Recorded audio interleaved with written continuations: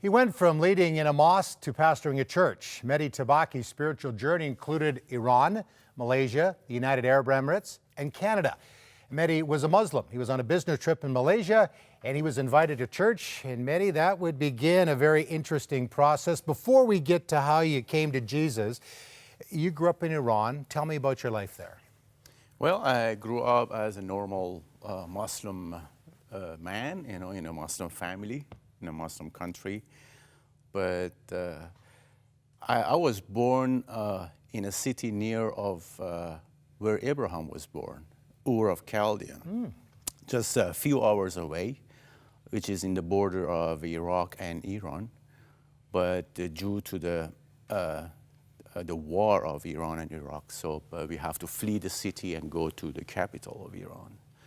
And then I grew up as a normal Muslim, but I really loved Quran and especially reciting Quran. Well, that's very big in the many Muslim countries like Iran. Yeah, that's right. So I began to recite behind a closed door. My mom and dad doesn't know. My family doesn't know. Why would you do that behind closed doors? I mean, Muslim family, Muslim country? So not closed door in the house, that I was feeling ashamed that, Really? people, my mom and dad, oh, what are you doing? So, because you have to shout, you have to raise your voice when you recite the Quran. Okay. Right? When I recite the Quran, then I began to also memorize the Quran. And then it's interesting when from the early childhood, I was saying something against Christian that I did not know. Beginning of every chapter of Quran, it says, Lam yalad wa lam yulad. It means he doesn't beget and he doesn't have a son. Not knowing that I was against Christian. But anyhow, I just grew up as a normal man and then study and then end up being in United Arab Emirates with a family business. Did you have any connection with Christians at that time? No connection at all.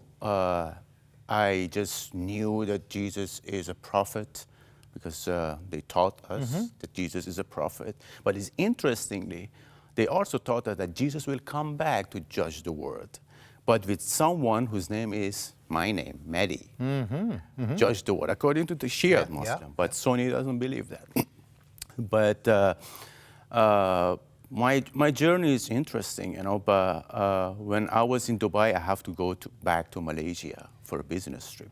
And what kind of business were you in? It's just a family business. My brother started to import and export some goods, into Dubai and, vice versa. And then I have to stay in Malaysia for 3 months. And then my brother left me with a lady, Malay Indian. I was not married yet. That was in 1998.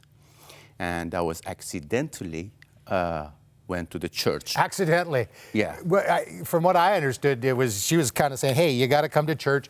You don't want to offend. Yes. So you end up going to church. That's right, yeah. So I end up going to the church.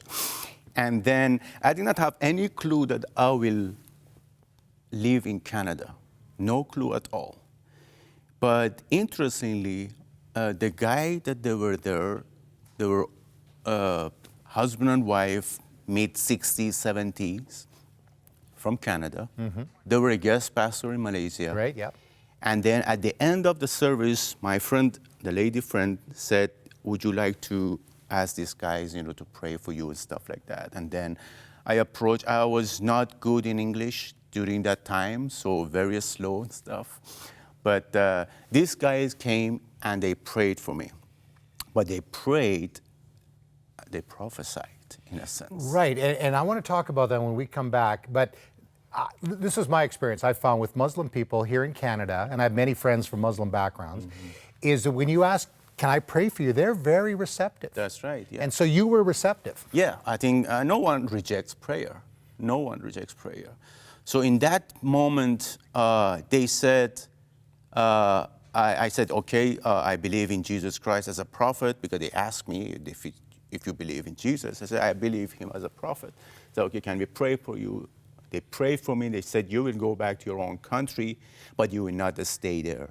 You'll go to an Arab country. We pray that God will meet you there in that Arab country. Oh, okay, we're going to take a break. I mean, what are you thinking at that point in time? We'll get more of Mehdi's story when we come back.